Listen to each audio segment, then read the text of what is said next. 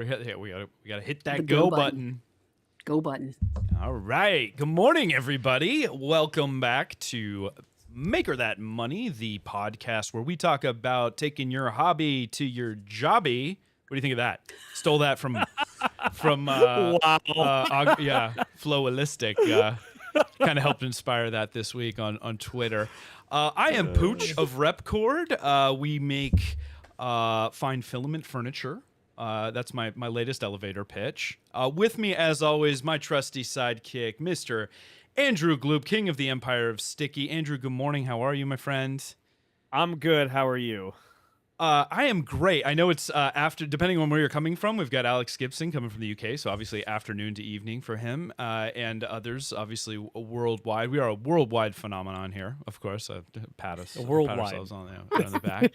And we have the incredible Courtney. Is it Blum or Bloom? It's Blum. It's Blum. Okay, But Courtney we answered Blum. it either. You know her as Filament Stories on obviously Twitter and the TikToks. I know you're doing a lot of TikToks now. Are you on Insta too? TikTok, You're probably on all Instagram, the things, right? YouTube. Yeah. Yeah. Similar content on all everything. three. And Twitter some of the time, but the pictures. Some of the time. time. Well, welcome, Courtney. Why don't you give everybody just really quick, tell us who you are and what Filament Stories is and all the good stuff. Well, you got the name, so Courtney Blum, and Nailed I it. guess I'm sort of the face of Filament Stories. But what we do is, the reason I started it was there was a lot of people talking about printers and all sorts of things about printers, and I wanted to talk about filament and have filament be the focus. And I got really frustrated with seeing terrible information picture-wise, no videos, and I'll be like, I can't tell if I want that filament or not. So I'd buy it because I like film anyway. And I was like, maybe I can tell a better story of filament. And so that's every filament has a story. And we just do information try to give people more information about filament. So you can make a good choice. That's fair. I mean, that's why I love you, because there's so few people out there that just love filament the way you do, but then it's something that I focus on regularly, and Andrew, you do too, from another angle too, because you're making adhesives, right? And so we all kind of have a more intimate understanding of the material that we need. I mean, I've always said garbage in, garbage out, right? And so why are we like so thinking about the material like what seems to be like kind of the last thought when everybody's talking about 3D printing? When it's like the input, right? It's great, and there's so many awesome choices these days. Oh, there's and amazing choices. So many. Well, that's great the things thing. to have. Yeah, The printer does the job, and it makes the model. But when it's done, you walk away with the thing, and that's what the filament is going to leave you with, that impression. Yeah. When you give it to Aunt Bessie. Yeah, Aunt Susie. Bessie gets the prints, huh? Yeah, That is the prettiest blue I have ever seen. That's good. I didn't know we were going to do impressions today too, but that's awesome to Mine hear. are bad. Mine are all bad. well, listen, it's Monkey. fortuitous that you're with us here, because today's topic is space. And I'm not talking about space, the final frontier here. I'm talking about our maker space, our space that we do our business in, or we perform our hobby and stuff, and how actually, like filament, is often not thought of as well as it should be. I think as makers, we get so focused on the make.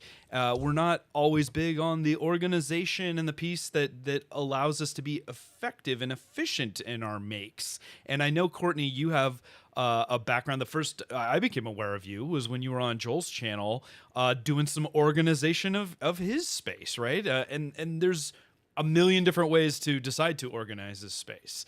So Yeah, I got it all organized, and they went and moved. And then that's the way it always goes. But then you came in and you set him up. I love your wall organization. Yeah, system. That's right. Yeah. The rep rack. Yeah, I really that was liked a it. good, So yeah. you came in and saved the day, and he needed it. I don't know about that, but yes, we did try to add some polish, and trying to tame Joel's anybody's. I don't want to pick on poor Joel here, because I think it's something we can all relate to if we all look around. I mean, look, Andrew and I are cheating right now because we green screen, because we don't want you to see our space. We put Courtney on the spot. Because I mean, come on, look at that pegboard, guys. Isn't everybody just like, I wish I made sure I put all my tools away like that. Put this down a little bit here. Yeah. Yeah, no, but when I see Joel and he has his filament behind him, it makes me happy. I just like seeing it all nicely on the wall there. Well, filament now is only one part of the equation, right? You know, when you got to figure out how am I going to position it, how am I going to hang it, like where am I going to put my printers, where am I going to put all my tools. I mean, you need a lot of stuff. And as makers, we love to collect stuff and tools and all that. And so the problem only seems to potentially compound itself, you know, the more we're into it. It is. There are people who are one printer people.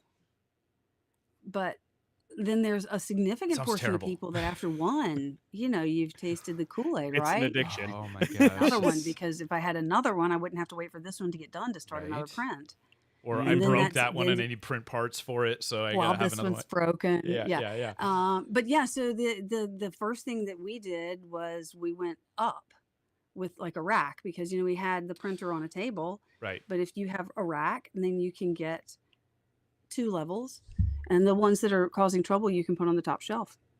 I mean, that's a great that's a great place to start, right? And I get you know, one of my favorite silly things that I do is like I talk about, you know, hanging printers from the ceilings and hanging them on the walls and really optimizing the space, because we exist in a lot of 3-dimensional space, but when we you know, when we think about putting stuff on, usually like you'll have a table and you put something on it, and that's kind of the limits. And then obviously all the tables are always completely covered with things. Always. Why do we as humans tend to suck at like thinking about optimizing like all dimensions of our space, not like the 2-dimensional surfaces that are just immediately before us?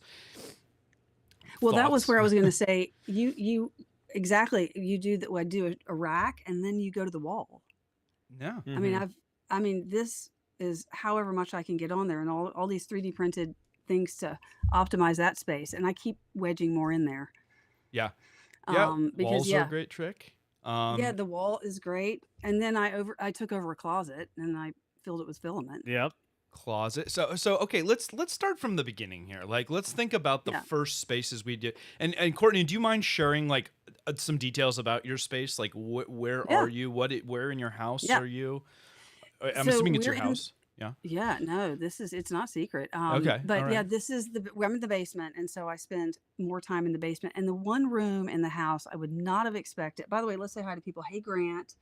Hey, local maker, Michigan. Wait, it's Monsoon Josh. Hold on. I got to say hi to people. Yes, we do. And Alex Gibson. Okay, hold on. Andrew Smith. Fix 'em dudes here. Hey, guys. Fix 'em dude. Okay. Listen, for those who don't know and are listening back after the fact, because we are a podcast as well, we do record 9 a.m. Pacific every Friday. And so if you aren't with us live right now, and please join us. We do have a chat. You can feed us questions, and we're a call-in show too. There's a link up here if you guys want to call in and join the conversation. You are welcome to as well. But yes, greetings to everybody worldwide. It's good to see all you awesome makers out there today. All right. Wait, Jay Ransom, right? Hey. Okay, just in time to say hi. Okay, so wait, what was the question? Where am I? I'm in Eyes. Woo! Okay, we're talking about utilizing. You were talking about where your space is. And so the one room in the house I would not have thought I would have spent the most time in is the mechanical room, which is where I am now. And it's not. I mean, it is. There is you can see there's like back in the corner. You see a blue thing. Yeah, that's the water filter for the house. Oh, okay, all right. In that direction is the HVAC. So yeah, and this is no ceiling because it's in the basement, but it's nice and tall. So yeah, we did redo this room at one point because my husband likes pinball machines. And so one of the constraining factors that I have is that way is pinball machines. So I could fit a lot more printers in. And he's like, no, ain't no way you're getting my pinball space. I know, no, and I mean they're wonderful. I love them too. And there's a dartboard, so I could throw darts right that way. And then we have an office out here. But so this is the print room, and it's in a basement, and so humidity wise, it's pretty good for printing. Okay. I have racks of printers over here, so I have that. But then I need more space than that because you run out of space, and so as is common to do in a home is you take over the guest bedroom. Okay. So you have multiple spaces. Okay. I do. But we have that one. That's where we do time lapse in because in here, if I'm running with this lighting and I start a 28-hour print, Mm-hmm. You have to keep this lighting on for 28 hours, and that just doesn't make sense. So we have the time lapse printers in the other room. I was So gonna say, if we have visitors come, and fortunately with COVID, we didn't have visitors for a long time. I have yeah. to get done with my prints. I have to schedule it. Unless it's one of you guys coming to visit me, and then you're We okay. I'll be sleep with like, the you can come printers. visit, and you can Yeah. print. You got 2 printers. Well, listen, Yeah. I can't sleep if there's not a printer going. It lulls me, to Come on over. that's my white noise. Yeah. Yeah. Well, that's awesome. I mean, so you've done a great job of making the most of the space you have. Obviously, you have to share it with Yeah. the rest of the family and whatnot. But I'd say it's a great. I think it's relatable to all of us, as I started in my garage as well. Andrew, your space. Talk Y- about your space. Yeah, well, I mean, I'm still out of the house. So we we run Gloop out of a 850 square foot house that has been heavily optimized. I can't believe that. It's so funny because I think we get so accustomed to seeing businesses in this day and age like as a Yep. website, and I think a lot of times just people make these assumptions. I'll get funny emails from time to time where they're like, "We'd love to come and visit your corporate headquarters." Like this was when I was still in my garage, right? Yeah. Like I don't know why. Like it's just, and maybe it's just a politeness thing. They want to just assume that you're larger, Mhm. than you really are. But I'd laugh at it because I'm like, yeah, my corporate headquarters is, you want to come visit my garage, like, Yep. but you don't have context in terms of the scale of a company a lot of the time. But the point is obviously you can do a lot without Mhm. having a 10-story high rise and stuff like that, and you should do a lot. I mean, everybody has different opinions on like how, if you're going to start a business, how you should go about it, right? But Sure. we both love bootstrapping because it's such a great Mhm. way to test the viability of things before you just like really just go all in. And you are very mindful about how you operate because you're on a lean budget and have a limited amount of space and all of that stuff. So, Courtney, I don't know if you want to talk about kind of the business aspect of filament stories and like, how is it sustainable? Do you have another job as well? Is it a side hustle? Is it what's the design of the brand, the business? So, well, hold on. I got a question. First of all, Oh, Andrew Smith okay. said, Filament Stories, he's eyeing the resin printer. And yes, we would like to do some resin. There aren't as many beautiful options, but then I've got some micas and stuff to put in with the resin. So I'd like to do that, but I Oh, think I've got like 15 videos we're behind on, like I've got them filmed. And so things just keep coming in, which does dovetail into the business side of things. So it's it's a little bit different than people that are doing like printers. A company would say, "Would you evaluate this printer?" And that takes time and it's a larger price point item.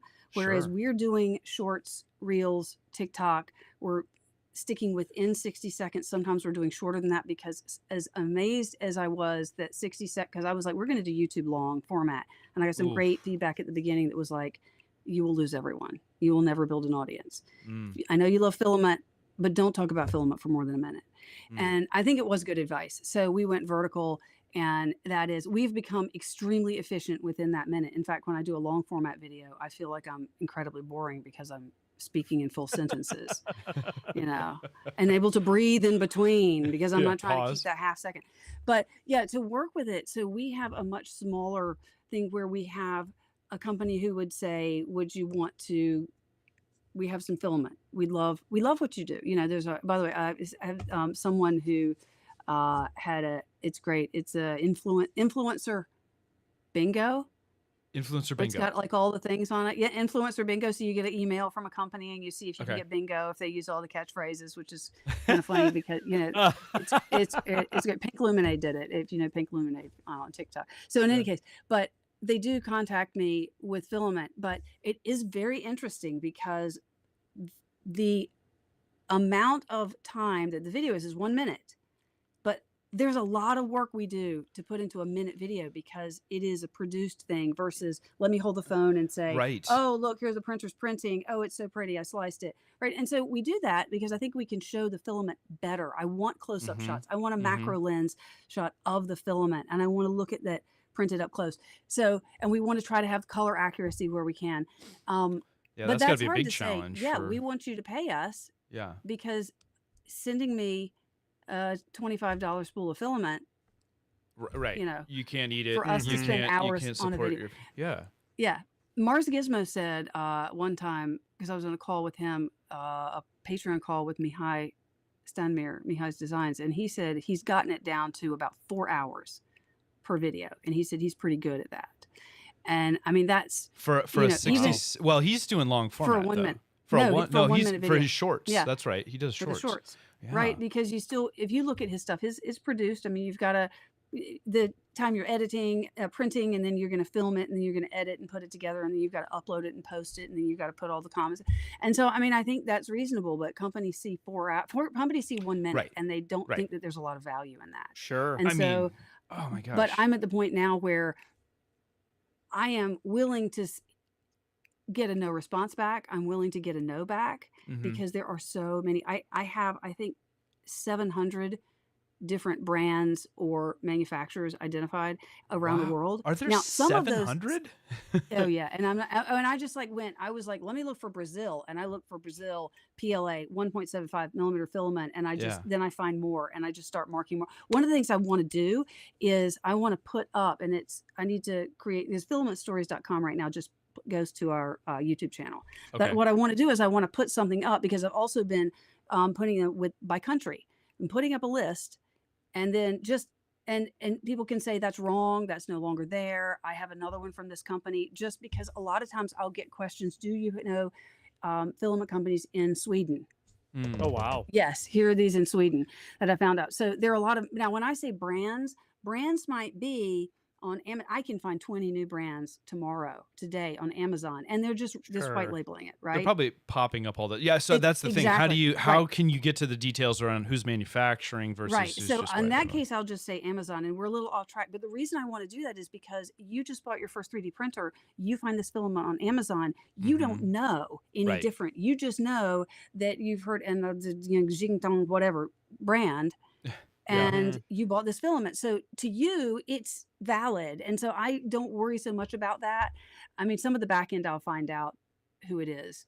I'll Right. message some of them like, is that you too? You making the filament for them too? Oh, okay. You can't Oh my officially tell gosh. me. Thanks. That's all I need to know. But yeah, so just try to keep that information so that people can find out. You must have Not a heck put of a a grading on database. it, not do Yeah. anything. But Yeah. yeah, from a worldwide standpoint, I'd like to do that. So that's one of my personal goals. But hell, what was the question? Well, I just forgot. tying it back to the business. So obviously you do tons of content Oh, business. creation. Yes. Yeah. So I will go back to companies and say, we'd be glad to work with you. We're not asking a lot, but this is what, and sometimes they'll say absolutely. And sometimes they'll say, no, thank you. And sometimes they won't respond. Right. But as far as I'm concerned, if I find a really neat new filament and I want to buy it, I'm out $25. Mhm. So I have a filament addiction, so I'll just buy it. So, and we are God, still, give so me my that. husband and I, Yeah. Chris, are real estate agents, which gives us the ability to work at home a lot. Ah, okay. Oh. Real estate has gotten very busy right now, Sure. but it gives us the ability to do both pretty easily. Well, that's an interesting combo, and Yeah. that'd be funny. Yeah. So, and then you can, some of your listings, you can just kind of move some printers over there, and just and then move them to another. Yeah, the houses are vacant. Yeah, because they're Yeah, vacant. we actually, That's a creative so use we're of in space. North Carolina. We're in Raleigh, North Carolina, and my husband was at a house, and in it was clearly a son's room. There was a 3D printer, and they had Cinderwings dragons and Oh, Flexi cool. Factories dragons. And so he left a little note and said something about filament stories, and the guy was really excited. And so we connected on Discord, and we're going to do something at some point. Oh, That's the that's only thing. neat. Nice. It was really neat. Yeah. All right, I got a question for you from Yeah. Sith Lord Britt Oh. right here. She goes, Hey, Sith Lord Brett. how do you store your coils of filament? Not the spools, but those little sample, because I'm assuming you probably have a ton of those little Samples. the Yeah. sample coils. I have them, most of them, I keep them in bags, and I have a bookshelf, and it's not a bookshelf that's a bookshelf depth. It was actually for DVDs, Okay. and it Ah. just happens to I be the see where height, you're and so going. I just stack them Okay. like that, Okay. and that way I can rifle through them. So were Nice. you Yeah. like a librarian in a former life, like maybe, or anything No. like that? Because No, you I just have have this. my mother. knack. I blame or credit my mother because I would be, in her way, and she would say she's trying to cook, and she would say, you think you could alphabetize my spices for me? Oh, and that's how And it so, began. as a child, you want to help, right? And so I Yeah. would alphabetize her spices. And then she would say, this junk drawer is just, could you think you could Oh my organize it? And I was gosh. always so happy Your to have mom's a helped. genius. She nurtured it. It gets a bit OCD though. Yeah, but I mean, that's interesting. So she kind of formed the thing, but she Yeah. was. How much of it do you think was it originally her just trying to keep you busy, versus like really getting, because I have young kids, you have young kids as well, and so a Yeah. lot of times it's like, yeah, we'd love it if they are helpful, but a lot of times it's just like, let's give them something to occupy their little brains that isn't a screen, or something like that, and Yeah. I love that So stuff. I have two sides of it. My father was a collector and he was a scientist. And my mother does not like to collect anything, but my father's sort of pack ratish. And so Oh, I got the collecting with the organization. And so it just works out. Yeah. And that's. anything I get into, I get really into. Yeah, you're a dive right in. Yeah. Well, that's an interesting combination because one of my biggest problems, and I don't want to speak for you, Andrew, and I think maybe a lot of you guys out there listening can probably relate that I oftentimes I get really excited about a new project, or I'll buy something, whether it's a piece of equipment or filament or materials or whatever, with zero thought about where it's gonna go. And like what's the plan for this thing? And I know that I do that, and I still do that, right? And so it just compounds the issue of disorganization. And I'd be curious to know how maybe each of you tackle that project. So, for example, if we lost Andrew's him. feed. Hopefully he'll pop back in. I don't know what happened there, but Courtney, the show must go on. No, I can answer that. My mother what had. do you do? So again, I will blame / credit my mother. And by the way, Sith Lord Brit and I both really love the organization. So she and I have talked about how we like to there's something enjoyable about it. People hate it or they enjoy it. Mhm. But my mother said there's a place for everything and everything should be in its place. Oh, And it's yeah. that first step that's missed a lot, right? Yeah, And yeah. so Chris just he like nests, and so things just sort of spread out. And so he's like the Chris is your nicest husband, for those who don't human, know. nicest human ever. I don't know how he puts up with me, but I'll take all the things that have no place and I'll just pile them boom, in one spot. And he's like, oh yeah, I should find places for that. But when things get too crowded, right, I'm like, okay, we need to look at this again from scratch. How can we handle this? What can we do to more effectively make use of space? And so I do that a lot, because when we're working in very tight spaces, although I will tell you, not only do we have this, I'm just looking at this, have pinball machines, we have bowling alley glow in the dark carpet in here. What? Ooh. See? You can't tease me like that, lady. Come on. You gotta come visit. Yeah. Come on down. That sounds just was thinking about that. amazing. You're on your way to yeah, opening it up is. like a Dave and Buster's in your basement. It sounds like, or like, Yeah. yeah. Well, you already but- got the pinball machines, and We got the pinball machines. Get some He's got bowling. 4 pinball machines here. I Okay. could fit so many printers over there. Oh, I just look at it longingly all the time. I love them. They're wonderful. But but we have talked about, I guess to segue a little bit, Chris and I have talked about, I mean, we're maxing things out. And as much as I've taken up space in the guest room, the closet is full of 3D printing stuff. I have the whole, people can get in and stay because I don't want to cramp them too much. But we need to look at something and to move into that space, whether we're renting a place, whether we move.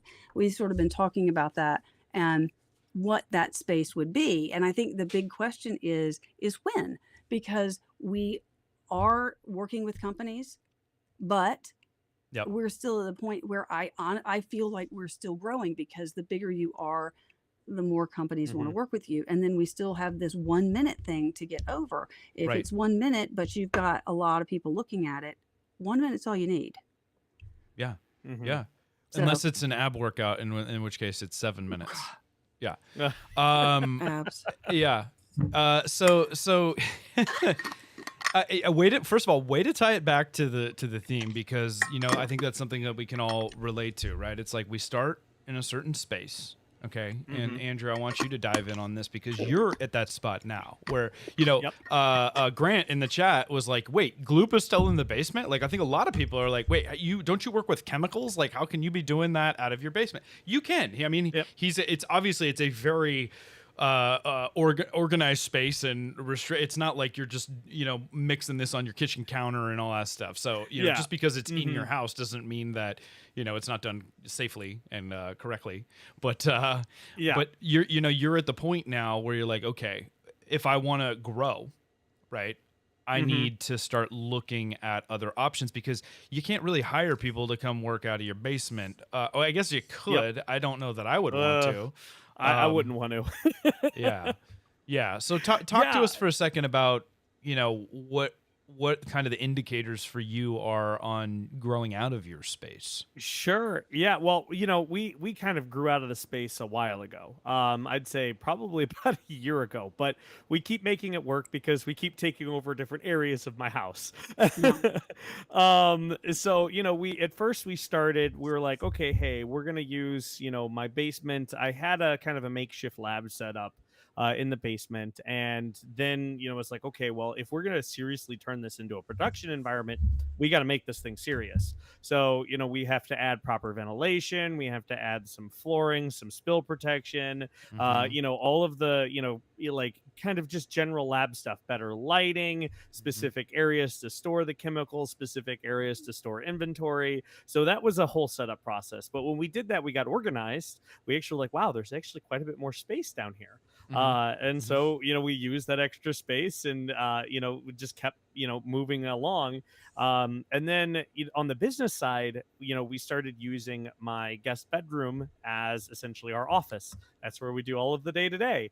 Right. And, from there, shipping and fulfilling orders, when you think about it, like, oh, hey, I need to ship this package to, whoever.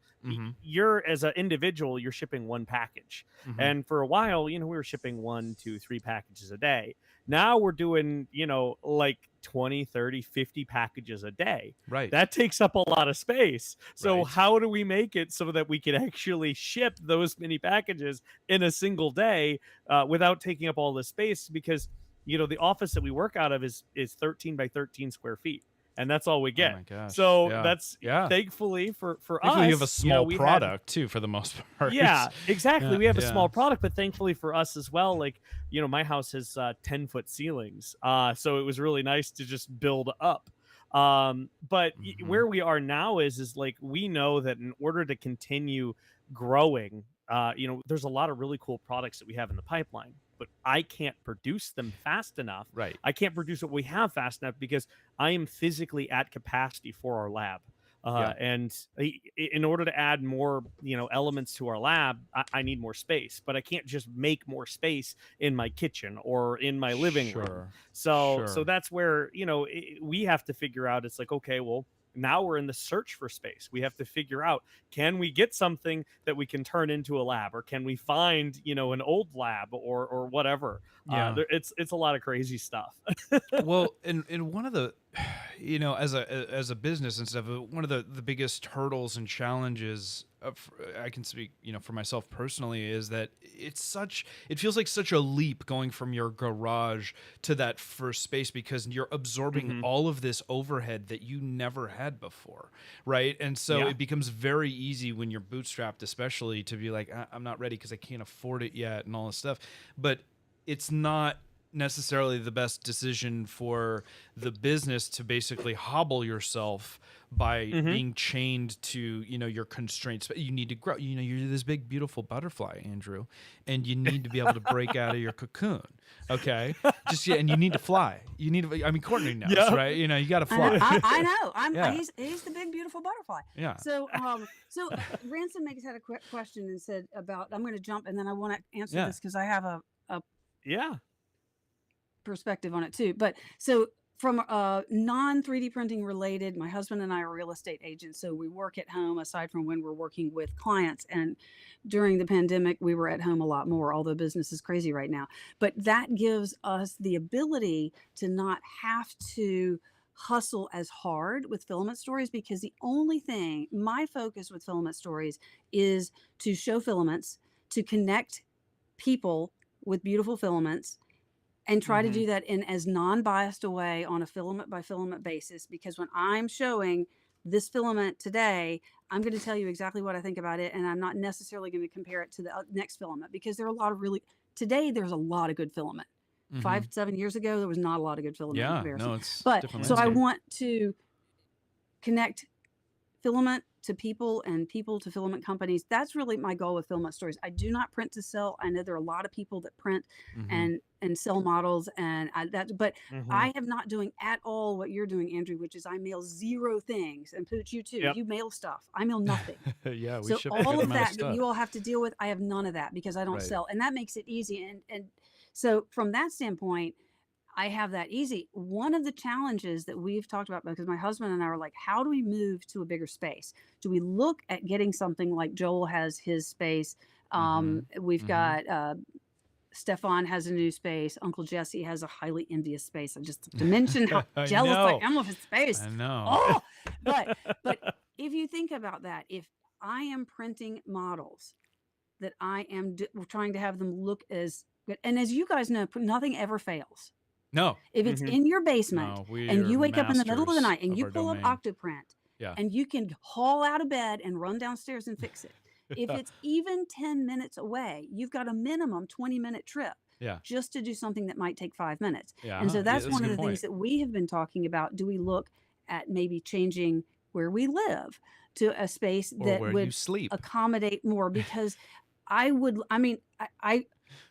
do want to do other videos, and I do videos on YouTube sometimes about other topics. Like I did the mosaic palette, because I think that's really interesting. And we did one on the homebrew, doing co-extrusion yourself. So I like doing other related videos on 3D printing, but I don't plan on selling. But how do I expand what we're doing in a way that doesn't involve 20 minutes of drive every time I need to do something for 5 minutes? Or I'm here if the children need me. Mom, can you fix me lunch? Yeah. I'm like, hold on, I've got a hot nozzle. You know what that means? Right there. You know? So that's been a big part of the conversation. Yeah. Well, it's an interesting one, because obviously we are product-based businesses and you're a service-based business, right? So you're and each have their own benefits and drawbacks and spatial requirements. For different reasons, right? So you're storing a lot of filament, since that's kind of your main thing. You know, you have printers, but like I've got massive print farm, massive being relative. You know, we have a decent sized print farm, and we have laser cutting and big equipment that takes up space and requires ventilation and electrical drops and all kinds of stuff that maybe your average business doesn't have to consider when they're looking at spaces. For me, that's a major investment in getting a space to the way I need it to be just to operate for manufacturing. Yeah. And so I become very pot committed to my space, because I've spent just countless late nights working on everything, and the thought of doing it all over again in a bigger space is just mind numbing to me, but it has to happen. And so when I'm talking to Andrew is equivalently, I would say, where we were probably about 2.5 years ago, where we were getting out of the garage and getting into our first space. And now I'm I'm at the spot where I think I can I can continue to operate where I'm at, but at what point am I preventing myself from breaking out of that cocoon and flying, because I'm too tied to my own, I don't know if it's just ego or, my commitment to like what I've done versus like, I'm fearing the work. Now here's the thing. I think for me, I'm starting to realize like the time is going to be right when I have more help to get that done, more financial resources, all that stuff to actually get that done in an expedient way, right? It's not me doing all those things. Hopefully, I'll still have to do probably a lot of it for this, but eventually, when you see companies grow, they go to a bigger and bigger space, and it's like there's freight companies that are doing all the moving, and then you Mm-hmm. hire the electrician and the HVAC guy and all that stuff, and so you throw money at the problem, not your hours. Like Andrew, we've talked countless times about, when you're lean, you're trading your time for your money. Mm-hmm. And Yep. at a point you have to recognize and cross over that it's like, okay, this is actually going to be way more effective for me to spend some money here than to try to spend the time on it. And that's, Yep. as a maker, a big challenge, because we just see a problem and we're like, well, I can do that. Yeah. And in the Mhm. independent, we had, Andrew was visiting HQ last week, and we had this conversation multiple times. Any of these things that you identify by themselves seem trivial, but in the aggregate, and given the, all the demands of our time and our day, you got to pick and choose, and how do you do it? And there's no right or wrong answer necessarily. We try to prioritize and strategize those things, but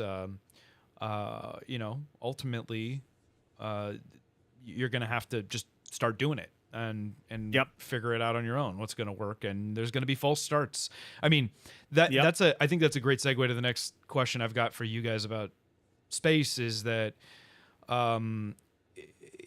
you never get it right the first time. A lot of at least for me, it's like, I'll create a space, or I'll have this great vision that I sketched out on paper, and then I'll start doing it. I'm like, no, this is all wrong. Like, this doesn't make any sense. Like, the tangible space versus the theoretical space. We are used to working in CAD and all that stuff. Have you guys had that moment where, your best laid plans just ended up not feeling right? And how many iterations did it take on a space until you felt like you found the optimal use for it?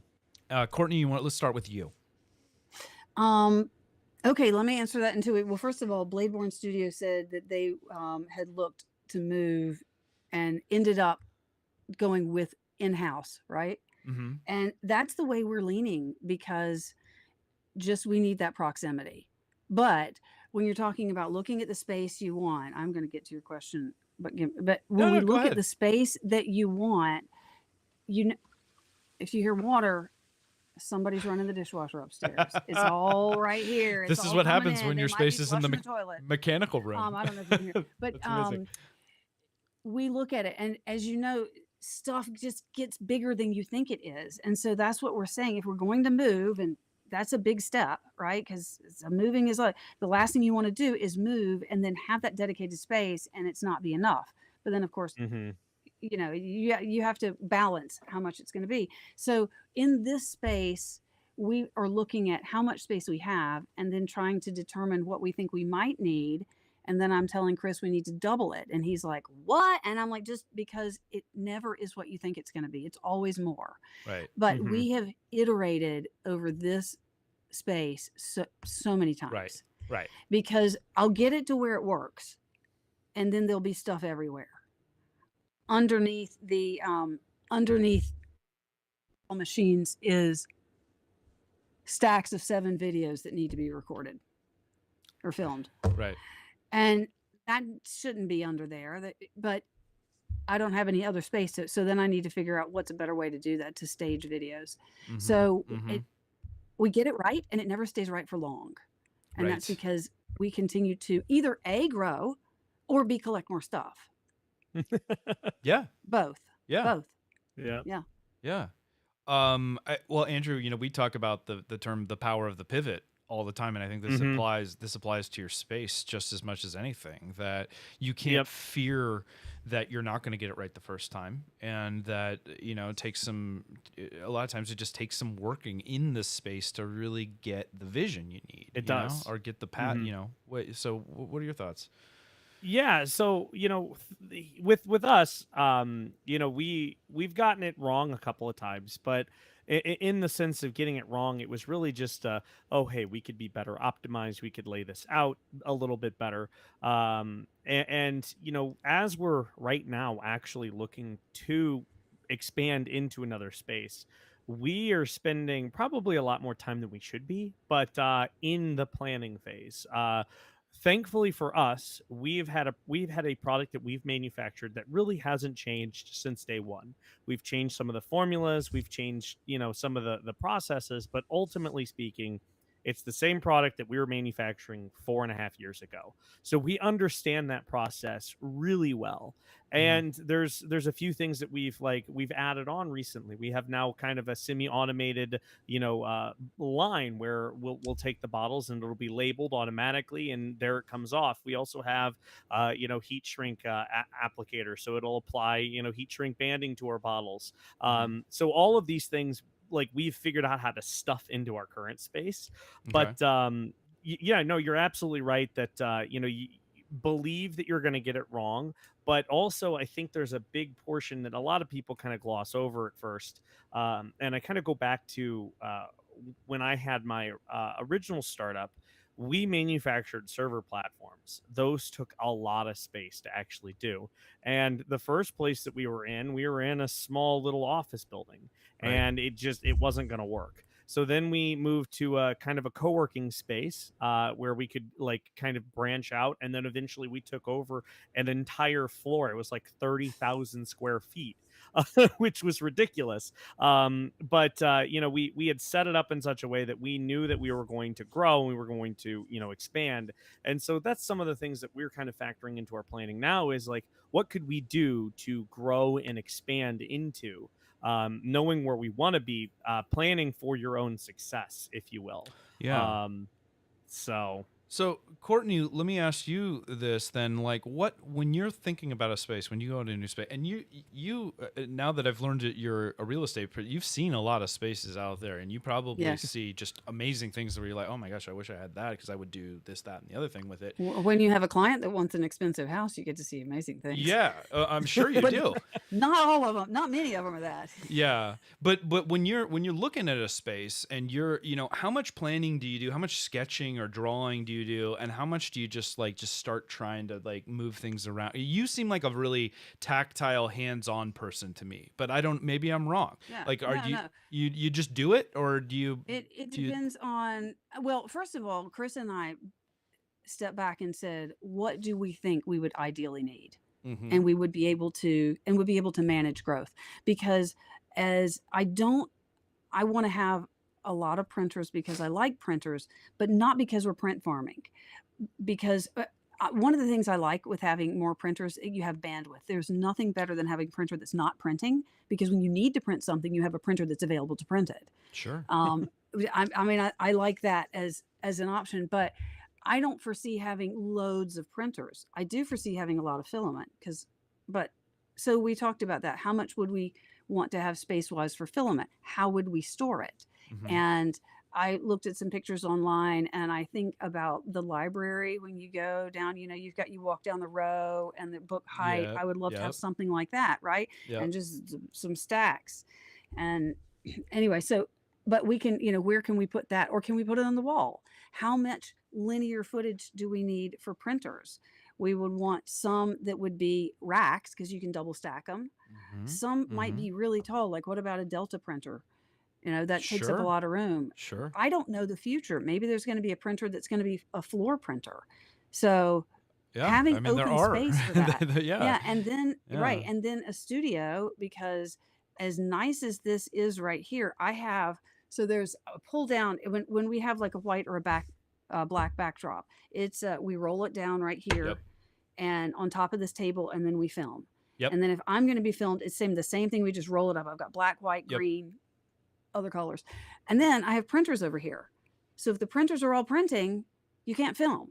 Yeah. So now I have to time but if they're time lapsing. So there's a lot of coordination to get things filmed, to get things printed. Sure.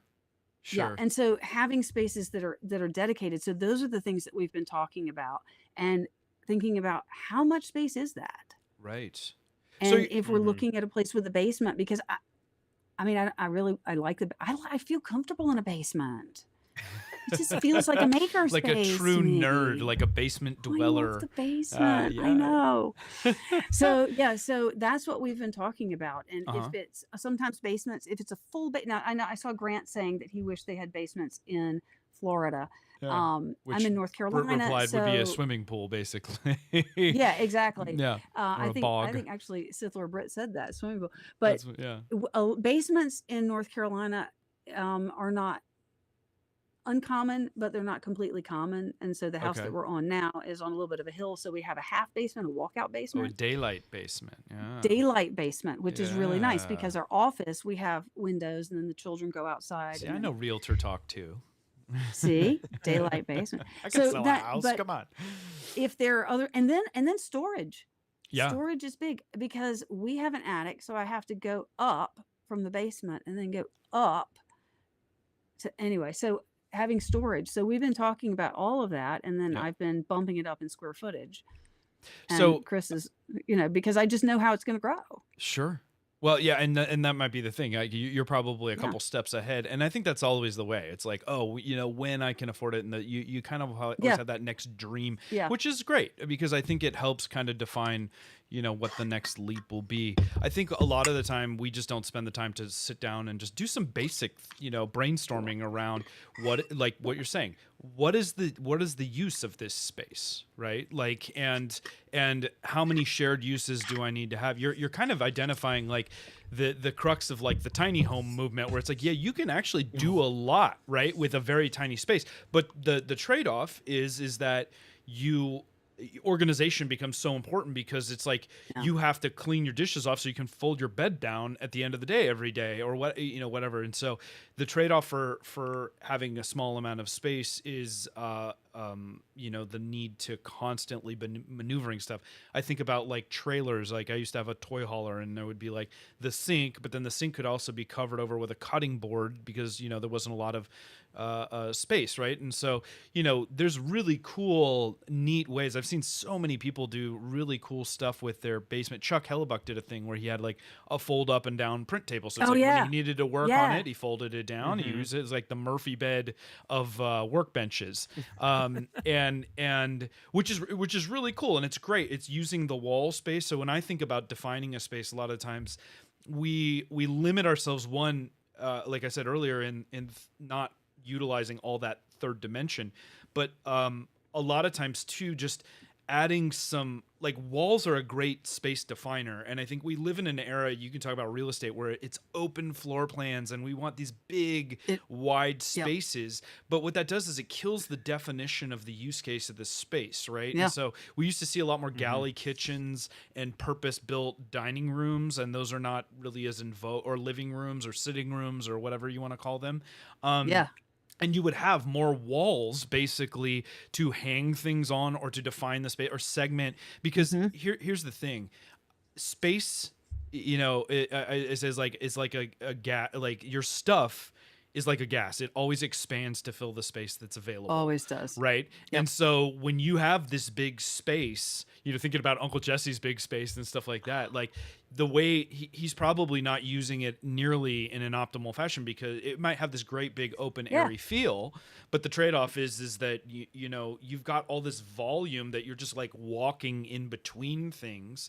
So what I do in a lot of our spaces when we're trying to optimize is I'll get those racks, and I will purposefully like create aisles and walls and workspaces where you can actually you can get a lot more. Andrew's been down there. You've seen, we kind of have this inventory, think about like why libraries are rows of shelving and stuff like that, right? So you have just enough space to travel and work where you need to, but now you've got more that you can do with that space. And so we hang printers on the wall, we hang printers on the ceiling, and yes, it's a little bit silly, but you could do that. Like we could probably get a ton more use, out of the space. And so, but there's the trade-off too on the feel of the whole thing. Like I don't want somebody to just feel like we just, and it's, I feel claustrophobic.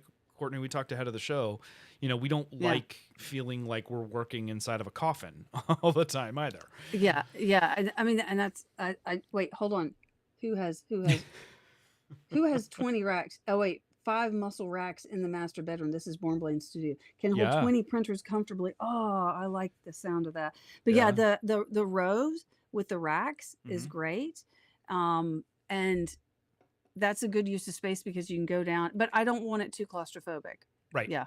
So there's I trade-offs. agree. I love, so Bladeborn Studios, we use a ton of that rack. I think I probably have like 30 of them at some. You at have a this lot point. of it. And it's my favorite because I think for bang for the buck wise, It's really strong stuff. It's modular. It's easy to break down and maneuver because we talked earlier. Like I don't always get it right the first time, and I don't feel so beholden to the space. Like some of it you can bolt it down, you know, for safety. So like all the racks that we have the printers on and stuff are bolted back to the wall and stuff like that. But you can also put paneling on the back side of it and actually physically create a wall with it. Like it is strong enough. I don't know that it's technically endorsed this way, but like you can use it as basically like steel framing where we could build a floor above it, Oh, and it would if you space these uprights, like it would be strong enough. It is certainly not intended that way, but like they're designed to hold, I don't know, 1,500, 2,000 pounds, depending on which one you get and how long the spans are. But it's great stuff. It's great stuff. And unfortunately, like the cost of them, like everything has doubled in the last like year or two because of the cost of steel. But it's still a fantastic value. And we use it for everything from inventory to workbenches to printer rack storage. And we're not even optimizing that. Like our print farm, we only do 2 tiers.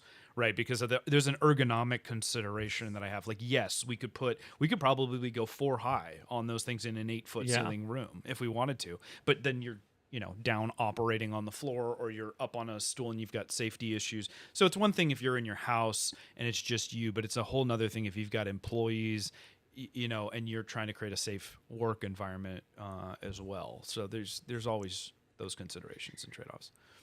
we have the Cobra Max on a rack with a Mark III above it, which I'm using for 2 time lapse, and I have to stool up to get to the Mark III because that Cobra is so tall. Yeah, practical printing, wiring, power. Yeah, we had to run 2 extra circuits to our mechanical room. We now have 2 extra circuits in here. Wow. Yeah. Absolutely.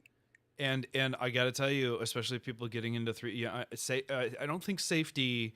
Again, we probably do a lot of shortcuts. Like I realized when I first got started, I was printing a ton of ABS, and it didn't even occur to me how much like I was actually reacting to the particulate and the off gassing like from that process, because I was just like working in my office with no real ventilation, just running ABS in the open. I know they say like, yeah, don't do that and all that, but obviously as you get into a professional space, like you have to have dedicated ventilation. You get to a size where OSHA has to approve things and all that stuff. And so Andrew admonished me for like a lot of little things that we even still, like as much as I try to be mindful of that, we're just moving at the speed of, you know, light, and we're not even thinking like, oh, he pointed out, he's like, you don't even have good labeling on your IPA bottles, you know?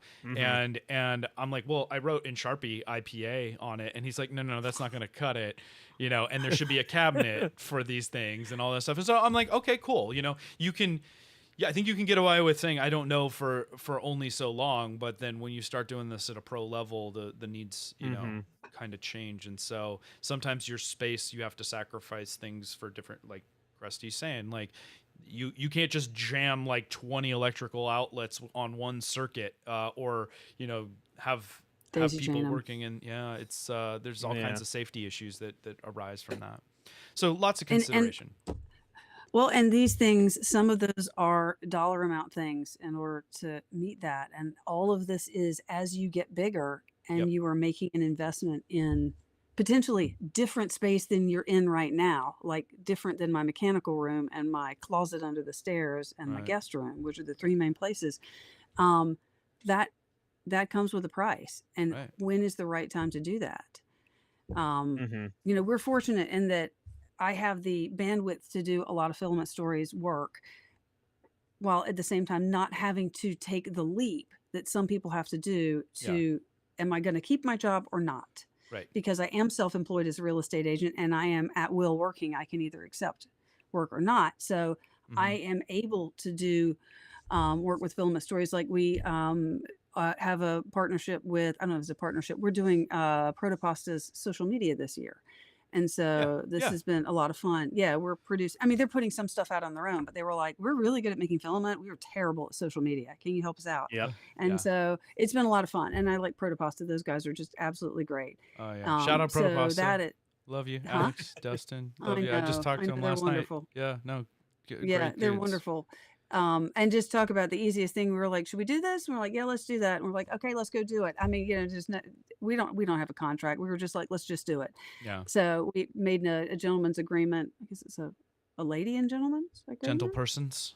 Gentle persons Persons. agreement, because we were Yeah. like, if this doesn't work out, we'll just stop. So it's been great working with them this year. But that's another thing that is, we are doing a significant portion of our time developing content that's not for filament stories, which is one of the reasons we're so backed up. Well, But and it's been so much fun. that's the trade-offs. It's right. Like you want to Yeah, be sustainable. And so it's like, yes, of yeah, course, I think any content creator can relate. It's like you have your sponsorships and maybe they're not the most exciting things, but that's what helps keep the lights on and helps keep you going. yeah, And so you do a little bit of that, you do a little bit of, and, hopefully you find a good balance of those things. So yeah, that's great. yeah. I mean, it's been, but there are a lot of people who are working really hard hours that they're not at their primary job, and they're wanting to make a go of it, and it is something they have to take a leap to do it full time. And then if you are out of space, that is a huge decision. If we're going to move houses Yeah. because of Yeah. 3D Mhm. printing, and there will be other reasons, but when we Sure. talk about it, we're not like, boy, would be nice to have that fancy kitchen. No, we're like, Yeah. so how big do you think the print room should be? Do we need 2 sets? One for this and one for the backdrop? Right. Yeah. Right. And what are these, how do you do like, this is the nice to have versus this is the must Yeah, have, so you got to do a little prioritization, but it's a good exercise. Mhm. And I think it I think it's is. great. I want to get to a question that Jeff had earlier that was actually specific to 3D printing, but I'm going to create a little bit of a metaphor, if you will. He was asking about like, what do you find the optimal way to like load Oh, a yeah. print build plate with? And I find that really interesting in this subject because it's talking about a specific spatial efficiency and considerations and trade-offs, just like we're talking about with physical spaces, right? And so when I first got started, I think the first thing that anybody that's getting into 3D printing is oftentimes thinking is like, well, I'll get the biggest printer I can because I can always Yep. load up the plate with as much stuff as I can fit on there, and that's going to be great. And you learn really quickly that oftentimes, the ones at the corners will pop off, or if you can end up with cascading failures where one part might release and then crash into the other ones and stuff. And yes, there are pieces of software like Cancel Object and whatever, where you can, if you're like Courtney If you and catch it. like sleeping and you hear that click and you're like, what was that? And then you flee, down to the print room and address it in time. If you catch it, that's great.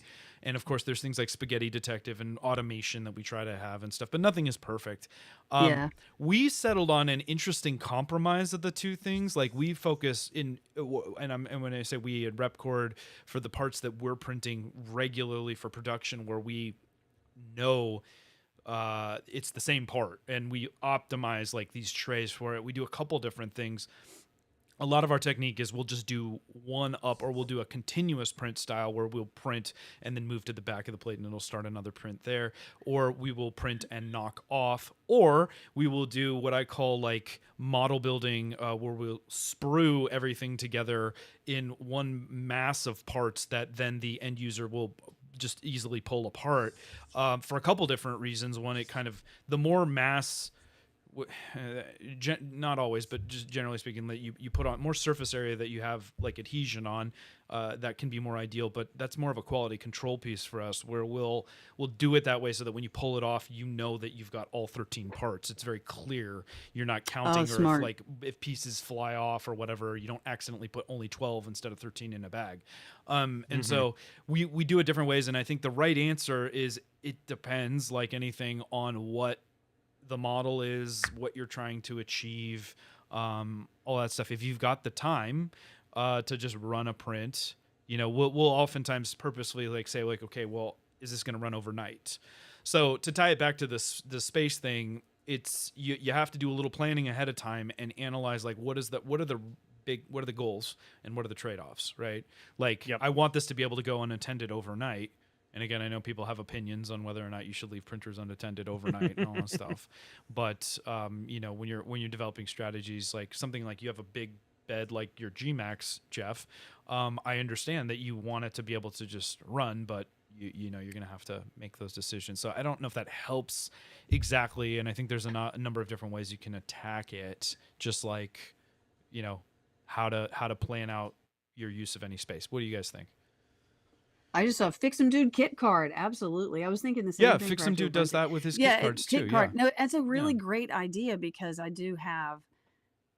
I worry filling the bill plate, and you miss it at the one point that everything's gonna go, and you don't catch it Mm-hmm. in time to do that. So I typically don't do full bill plate, Look at the but sprue I'm also technique though, around. Jeff, because I'll Huh? tell you the other benefit of that is that it'll retain physically the part, like so that it can't cascade and fail in the same way. So if you lose a piece, you can still don't run the risk of dominoing on the whole thing, like because it has that sprue that's kind of connecting it.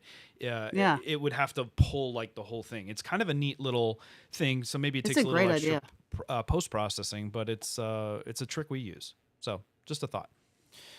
Andrew, any feels on this? Well, I mean, we don't really use our printers for production. We just use them for testing or building out, small models that we hopefully will use in marketing or whatever. But yeah, I think you're absolutely right. In terms of, just general space, like plan on how you're going to use it. So like with your printer, what are you getting your printer for? What are you going to use it for? What's the intention? I had a buddy who wanted to get this ridiculously large printer because he had one part that he wanted to print that it was just massive. And it's like, well, there are other options. Yeah, You don't yeah, have to print it all in one go. yeah. No, So you don't. But I get it. It's like when you have he's talking Mhm. about he prints those parts for Project Enable, which does prosthetic hands. If you haven't heard of that, by the Sure. way, guys, check it out. Really good project. But obviously, tons of little pieces and parts, and so it's like run a print, take it off, run another one. Like that's really time consuming. Yeah, you Big could look. You should get the umbrella. clock spring The model there. big That's umbrella, right? the The gumbrella, mega Yeah. brolly. the The mega. mega brolly, yeah. So yeah, if you're printing all those parts individually, that's a good amount of time management, and you realize really quickly too, you're actually spending a lot of, I call it travel time, loading and unloading parts. While it seems trivial, like in the aggregate adds up. And so we're trying to think of ways to keep hands off for as long as possible via different techniques. The sprue thing, Jeff, by the way, you only need like a millimeter thing. You don't want so much. You should ideally it will create a clump where when you pull it off it'll stay together, but with very minimal force. With PLA or PETG you can just kind of break them apart. So we use I think a 1 millimeter thick and a 0.4 0.6 very thin layer height too. The other thing you might do is use it as a bridge, bring it up off the bed where the sprues aren't there, and it creates your break points. They tend to break way cleaner, at least for the parts we were doing. So you don't have to necessarily put the sprues directly on the bed either. I love Practical Printing's idea. What did he say? Automated sprueing. Yeah, I mean, I'm borrowing that from the injection molding term, guys. The sprue was always the part that kind of connected is the gate, sprues and gates that would connect the molded pieces. Now right? you got skirt, brim, sprue. Well, sprue is not a typical 3D printing term. Like I said, I'm kind of stealing it. I don't know if it's the best descriptor, but I think it's I like it. relatable. Like You think got about my the vote. old model builders if you're into that, or the kit cards that Yeah. Fix 'em Dude did. But I think it's a cool underutilized technique. And one of these days, Courtney, I gotta pick your. I feel like I've got a lot of little short tips that we use that I would love to do. It's just I don't do a lot of content creation. Unlike you're the Yeah. opposite side of the thing. Let's you don't get do a lot of together. Yeah. like I think there'd be tons of interesting stuff that we probably do that would just how What- we do I- our laser I cutting know. tricks, how we do our printing tricks, that kind of stuff. Pooch's bag of Yeah, tricks. Well, I do Tool Tip Tuesday. We could do Printing Tip Thursday. Printing tips. We need a P day. Yeah, We for need a good P day. Tuesday, like pterodactyl with a P in front of it. Yeah, there we go. Yeah. Yeah. So anyway, that's a bit of a digression from the main conversation, but I think it's time to try to tie it all up with a nice bow, guys. We'll wrap up the spatial consideration.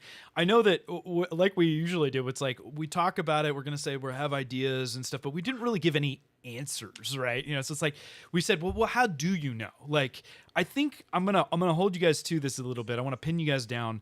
When you're making the decision, like if you're seriously spelling out the criteria of like, when is it time? Is it a dollar figure? Is it a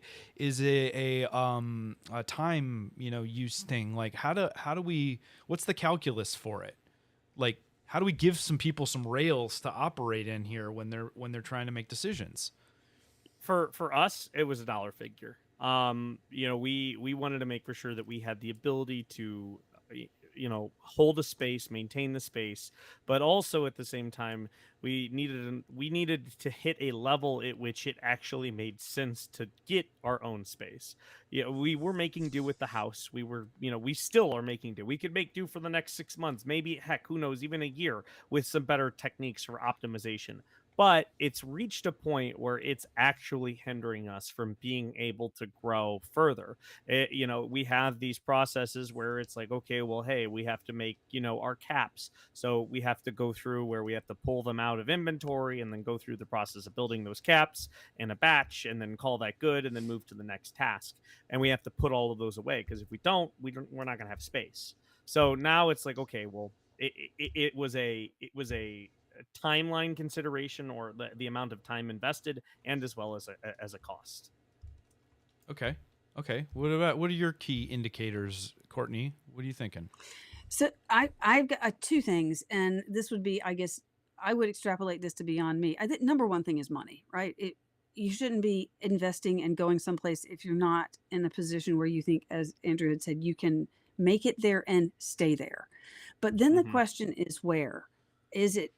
Does it make more sense? Like for me, I think in the home is better because of the proximity I'm going to need with printers.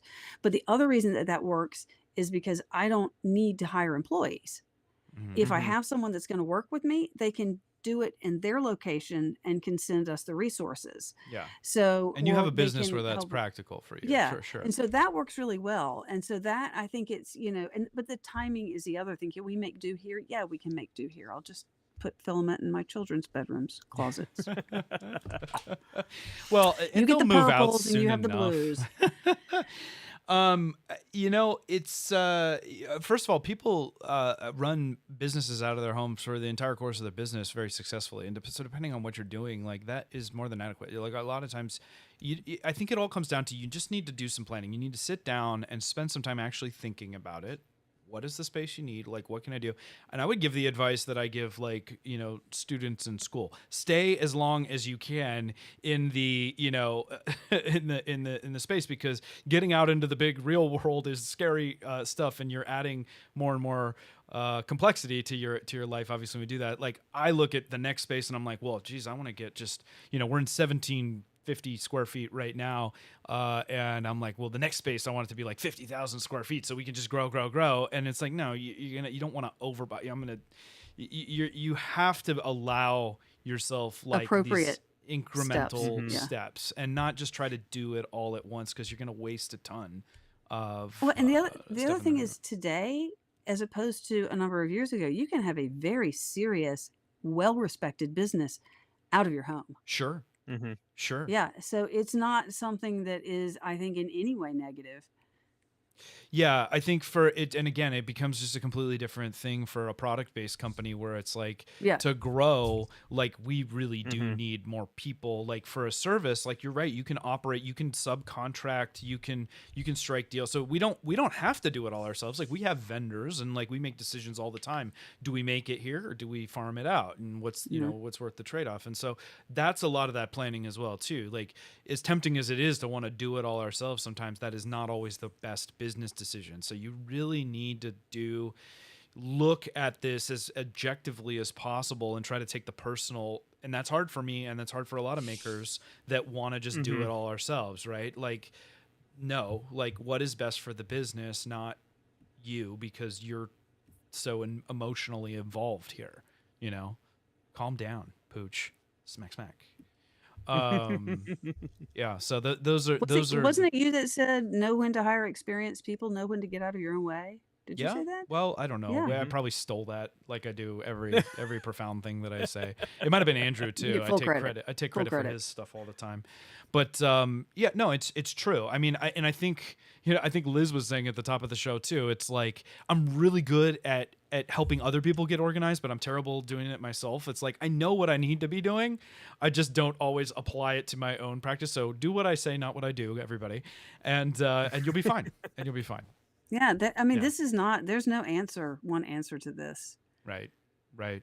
So Really quick, I want yeah, to shout out my buddy James Blackburn, my homie, my brother from another mother, my machinist. He runs NorCal Machine, does a lot of our machining work. He's been helping us with the Revo, the custom belt nozzles we're doing, some of the CR30 kits.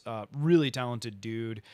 Background in injection molding. He says technically we want to call these what we've been saying sprues. They're runners. So you can pick with it, but you guys all have the idea. It's the piece that connects everything together, the glue that binds. And he had a great comment. General order for facility planning for manufacturing. He's been in a lot of manufacturing this is shops over the good. I years. like this. Money, space, safety, people, power, time, quality, efficiency. Run that in a loop in that order, and that's how I was taught. That's a really great way to tie it all up. So you got to consider all of those factors, and that's your optimization piece, right? Because without money you can't do any of it, without space. And so I can see the progression, right? Like Yeah. this is what we were talking about last week, kind of minimum viable product, right? You start with money, then you have the space, then you have the what is it, you get the And then you iterate back on that loop. first Now you we get have the more money, money. then So you we get the need more sugar, space. then you get Yeah. the women. Yeah, no, that was like one of my favorite Simpsons quotes. Great tip. And Pez Liz says she's doing it this weekend. She's making room for her mini. Well, we want to hear Yay! on the socials, Liz, how that goes. So make sure you snap some good photos of, maybe do some before and after for us. What do you think? Is it your first Prusa? I can't be her first Maybe? Prusa. I don't know. Yeah. Maybe. I don't know. Anyway, Maybe. good for her. Love the mini. Any other parting thoughts for our folk here? No? I think you did a I've great job tying it up for us, Pooch. Run, You run, did. you guys all ragged. Buy more filament. Filament's great. Always buy more filament from the filament addict herself. You should check out some Repkord filament. I love your filament. Your filament's great. Well, It prints really well. you know that, like, I don't make my own filament. I'm a white labeler, just Yeah. like you said, and I do have some special color. So IC3D out of Columbus, Ohio, makes my filament. It says it on our filament. It says powered by IC3D. Yeah. And they've been nice enough to do, work with me on putting together. I have some visions in terms of how I want to bundle and stuff like that. But it's But they're, it's I been an mean, interesting- there's still the Repkord filaments. Yeah. There's nothing wrong with white label. I mean, Yeah. you've got a great company behind it. I think white labeling is great because you get a big company that makes a quality product. Well, and it's their core competency. Like Yeah, I don't know exactly. the first thing about well, that's not true. I do a couple things, but not nearly enough. And that's not my primary focus. It's if you're trying to do it all, you're not doing any of it well. And so, I'm trying to remind myself to maintain that focus. We make fine filament furniture. How do we stay in that vein? Keep And doing I know- that. Yeah, keep doing Andrew, that. he wrapped it up so well. I said one sentence and screwed the whole thing up. You All didn't right, screw rewrap us up. anything up. Yeah. Guys, thank you so much for joining us. Like I said, if you're listening back, please feel free to join us on YouTube every Friday at 9 a.m. Pacific, where you can send us your awesome commentary and questions. And if you ever feel up to it, you're welcome to call in as well. Courtney, I want to thank you so much for spending the time with us. It was a delight as always. Thanks for having me. I had fun. You are just such a Always treat fun and a with you ball too. of energy and an inspiration. And thanks to everybody for joining. I can't wait to see. Guys, go check her out on Insta and TikTok and sometimes Twitter.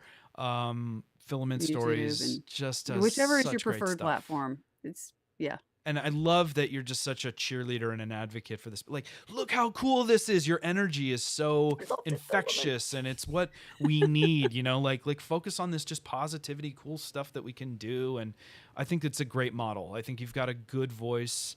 And I wish you just all the best, continued success. And you're going to have to come back on at some point. We'll have to do a follow-up come back later on. on. Yeah, hey, so we I can would hear not be about doing this if the it next weren't for the space. fact that this community is wonderful. If I were in my basement alone doing this, I probably wouldn't be doing it still. It's the community. It's why I'm here, because it's great. It's wonderful. Yeah. Yeah. And Grant, thank you so much for the reminder. If you haven't liked, subscribed, all those things, hit the notifications. Please do that. Housekeeping, we're terrible about Grant, you're reminding always on those the ball with things. that. But thank you. Thank you for that reminder. And we will catch you next week. Teaser, we have a guest. You may know him. Oh, If you were following along closely on Twitter this week, the venerable Agustin Arroyo, aka Flowilistic, out of Spain, España, who works for Team Meku and does a lot of really awesome educational stuff. So we're going to talk a little bit more with him next week about product inspiration, design inspiration. He is an amazing designer, guys. I really can't wait to have that conversation. So set That's your gonna be reminders fun. now. Tune in for that. And we will catch you next week. Andrew, say goodbye too. See ya, everyone. All right. All right. Love y'all. Bye-bye.